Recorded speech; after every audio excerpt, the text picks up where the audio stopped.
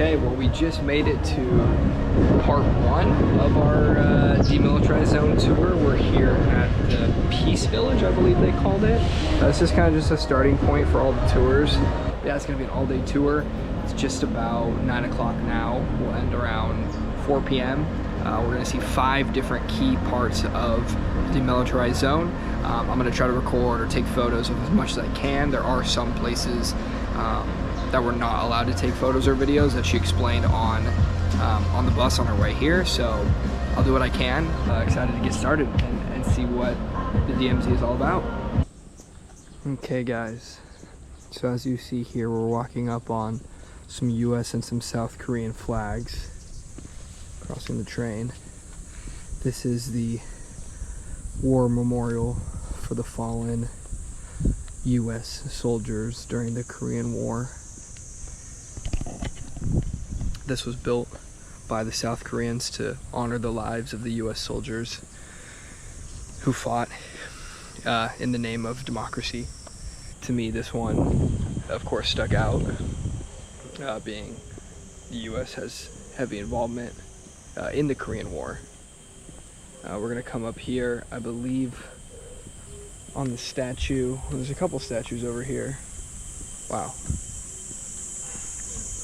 Wow. So here we have this statue of Harry S. Truman, the president at the time of the US during the Korean War in the 1950s. A quick synopsis of the Korean War for those who might be unfamiliar. It took place from 1950 to 1953. Of course, a war between the North and the South of Korea. The North was backed by the Soviet Union and China, and the South was backed by 22 different countries, but primarily the US, of course. North Korean dictator at the time, Kim Il-sung, wanted to invade South Korea and push his ideologies upon the South. And of course, the South, not wanting communist ideologies in their area, of course, fought back with the US to preserve democracy, to preserve capitalism. And yeah, this war lasted 3 years until an armistice was signed. And the armistice, of course, is a halt to the war, but it's not a treaty. So it's still technically to this day, 2025, North and South Korea are at war. Which is kind of crazy to think about, honestly, that we're, 75 years removed, and the war is technically still ongoing. I'm sure I'm going to learn a lot more about it as we continue on this tour, but those are some of the main points of the war. Here is one last look at the beautiful memorial here for the fallen US soldiers. Here's some more memorial type of structures here at the DMZ. There's a quote, "Freedom is not free." And I think oftentimes, of course, we take it for granted in the US or Western, societies. But I think this just goes to show and how ongoing and active the fight for freedom and the fight for democracy is in our world.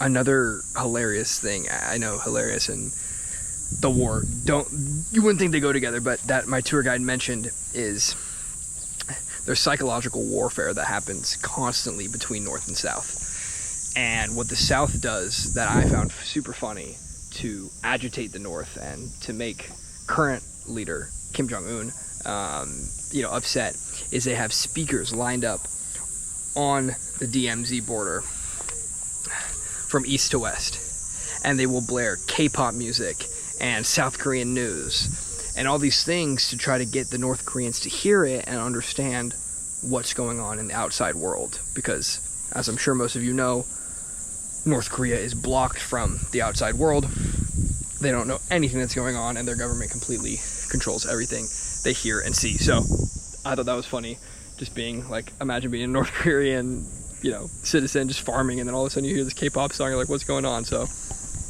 here's more memorials. We're gonna head over to some trains and then go and get that North Korean money. Here is the building where you buy your North Korean money at.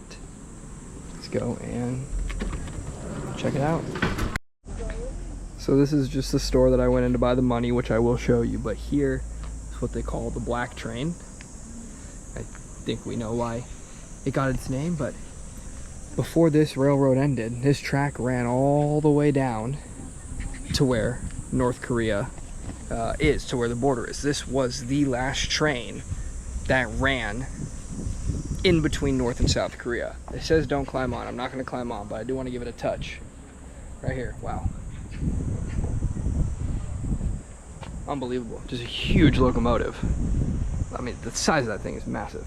But yes, it was the last train that ran between North and South Korea. What it transported was actually cargo, because at one point, ended in 2016, but I think for a few years there, South Korea actually provided North Korea with resources such as rice and building materials, what have you, as the idea was they're going to help North Korea, the North Korean economy, to create better relationships amongst, you know, between the countries. Ultimately, it came out that North Korea wasn't actually spending this money that the South Korean government was giving them, or the resources the South Korean government was giving them. They weren't using it for what they were supposed to be doing, which was helping their citizens and their economy. They're just taking the money and building nuclear weapons with it. So South Korea stopped doing this. Don't tell on me, but we're gonna set the camera up on the black train. Let's go right here.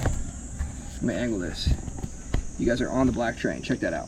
And I'm gonna show you the North Korean money I bought, and let me tell you, they're running a great business there. This is expensive money. Okay. Let's save the best for last. So first off, in 2009, they changed their currency. This lighting isn't the best. Let's go like over here. It's not much better. In 2009, they changed their currency. So this is old currency from pre-2009. 5 North Korean, I don't know, won maybe. South Korean is won, right? That's what it looks like. That cost me 7,000 South Korean won. Oh, I'm messing up the camera. Which is like $5. Then I bought this one. This is a new one. Can you see that? I'll give you a better angle. This is 12,000 South Korean won, which is like $10. And then this one, here, I'm gonna get a good angle of this one. This one is Kim Il-sung, and this one cost like $16.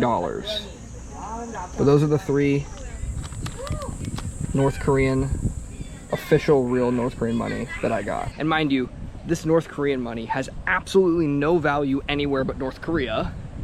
And for the time being, as an American, I cannot enter North Korea. So I basically spent money on paper. Nah, obviously a joke. It's a crazy collectible. The only place other than North Korea that you can buy real authentic North Korean money is here in the DMZ. So I had to do it, but all 3 of those bills combined cost me $42. Well, if there's one thing I know about business and economics, if you're the only seller, you can charge whatever you want. So, nah, it's cool. I'm happy I got it. So here's where the train track picks back up, and this is gonna run us to this final train that I'm gonna go over. Here too, we just mentioned these are Japanese women. The statue is here to commemorate them, of course. The fact that the Japanese sent their women to soldiers at the time during the war for, you know, adult business against their will. So here we're coming up on the train. This train here wasn't naturally on this set of tracks that the black train was on. They moved it here, of course, for the museum of it, right? The artifact of it. You can see all these bullet holes in its shell. You can see here the wheel just completely gone. And the significance of this train here is, again, it was carrying cargo to and from North and South Korea, and it was on its way to North Korea when the Chinese soldiers started pushing it back towards South Korea.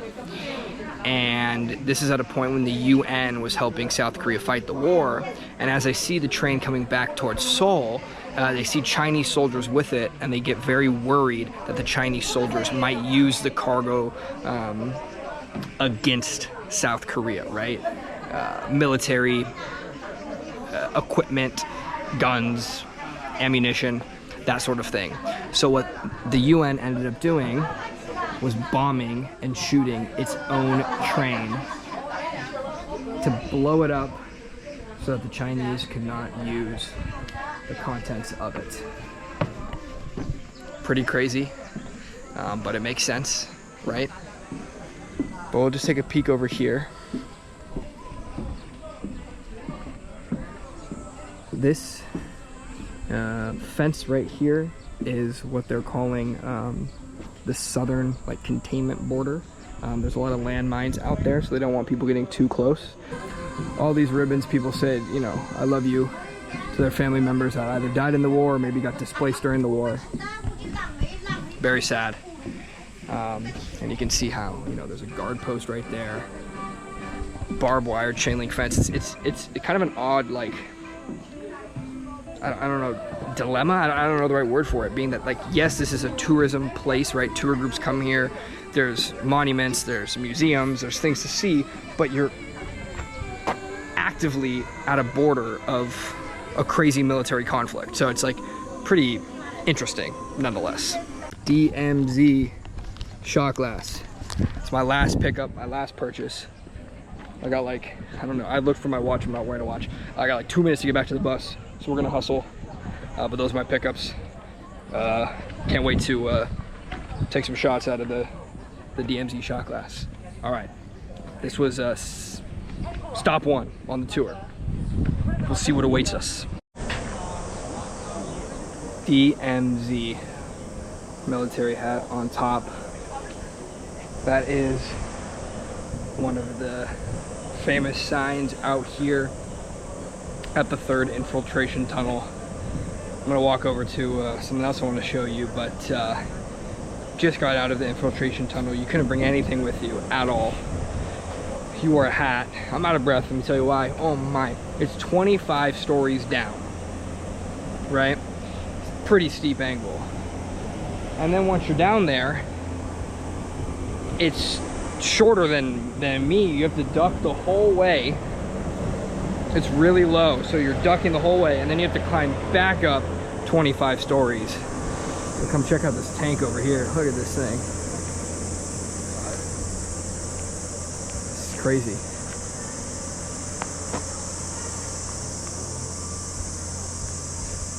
So, the infiltration tunnel, and this is something I didn't even really know about. So, North Korea dug numerous tunnels in between the two countries, basically trying to infiltrate South Korea, most of which have not been found to this day, but 4 of them have been found, and the 3rd one is where I'm at now, which is now the tourist spot. Essentially, they used dynamite to explode paths from North Korea to South Korea, and when it was found, the North Koreans denied it. They said, this wasn't us, right? Come in front of this tank. So this wasn't us. And the South Koreans were like, well, look, the dynamite holes point directly towards us, which means you were blasting it, you know, that way. And then they're like, no, it's for coal mining.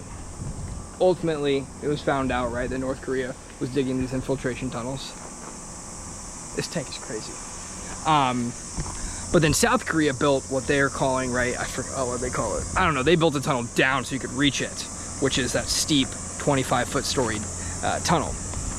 So And then at the very end of it, you can see there's a little window, and there's 3 concrete barricades with landmines that South Korea placed so that North Korea couldn't attempt to try to get through the tunnel any longer. Guess I'll go this way. Really crazy stuff down there. It's all wet, the water dripping down from the roof of the tunnel. Very tight, confined space, coupled with, you know, a couple hundred people down there. Whew. Then we come out here to the humidity.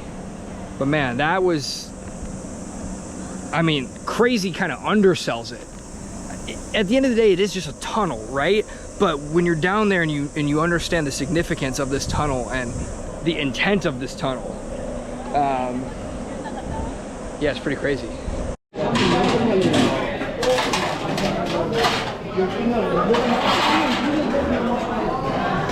Korean buffet, guys. That's what I need to get. He's getting us fresh rice. Looks pretty good. Okay, guys, so for the buffet, this is what I picked out. I got most of everything. Of course, rice. You got your spicy pork, some kimchi, some greens. I don't know what that is.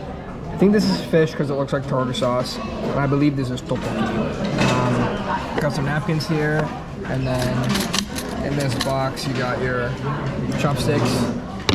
So I'm gonna tuck in. I'll let you know how it is. Got the pork here, some rice.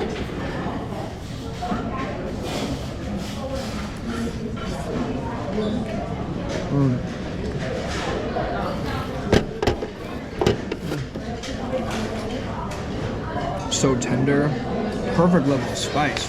The Koreans know how to get the spice level perfect, at least for my taste buds. Let's go for some more of that. Let's go for the kimchi. First taste of Korean kimchi right here, guys.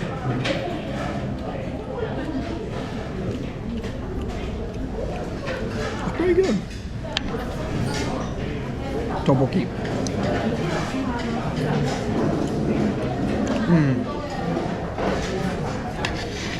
I think it's like a fish cake or a rice cake. Really good.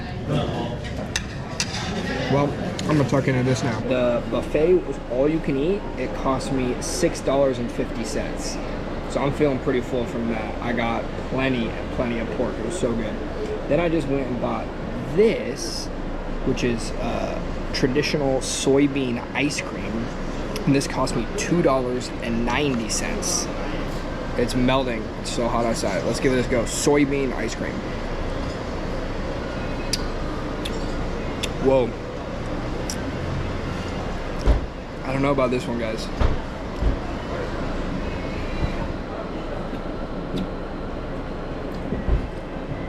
It's very grainy. The taste up front isn't too strong. It's almost like it tastes like butter. But the back end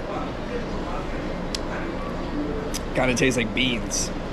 We toured the observatory, okay? And the observatory is really cool. You can see it in North Korea. You got binoculars, right? You can't take any photos though. Check out this military truck pulling out.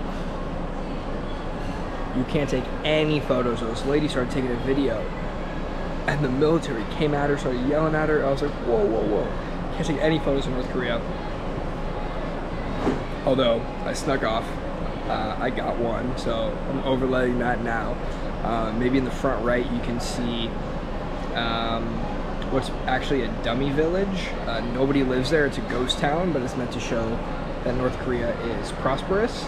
And then in the back left, way far out, maybe you can make it out from the photo, is the real village where people live. That's the 3rd largest city in North Korea. But no, it's really cool. We gotta take the binoculars and, you know, have a gander into North Korea. You saw the North Korean flag flying, which is like kind of ominous in a way, like how close you are, and like you can see land, but land at the end of the day just looks like any other land. Like you can't tell the difference between the borders. But then when you look across and you see this giant, I think it's like 180-foot pole, or 180 meters, I think maybe. with a North Korean flag flying at the top, it's like, oh.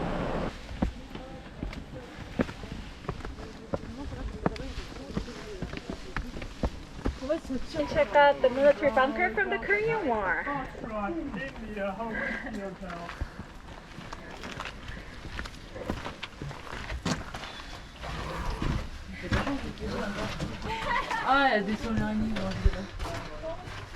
Pretty cool. Military bunker.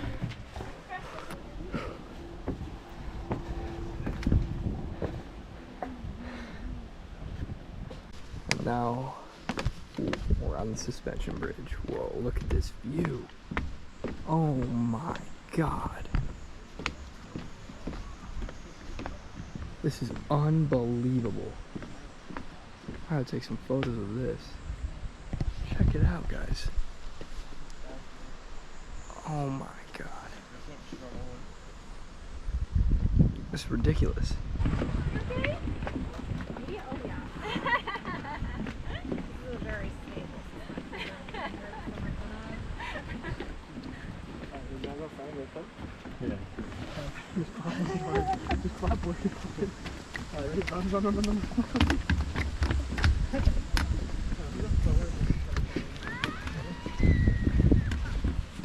Oh, she's scared. I didn't know if I was gonna be scared or not, but yeah, it's actually really stable. And this suspension bridge was optional on the tour. And I was like, I don't really know if I want to do it. I didn't realize how crazy the views would be. I'm so happy I ended up doing this. Just unbelievable views.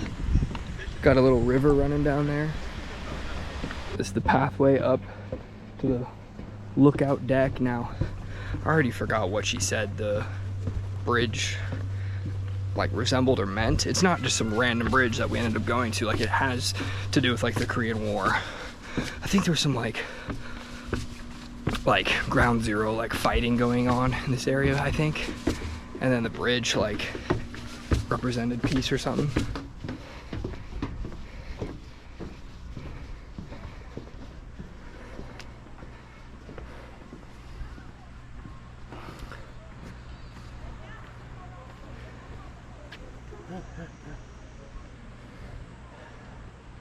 And now we make our way back down the mountain. They got this awesome like padded cushioning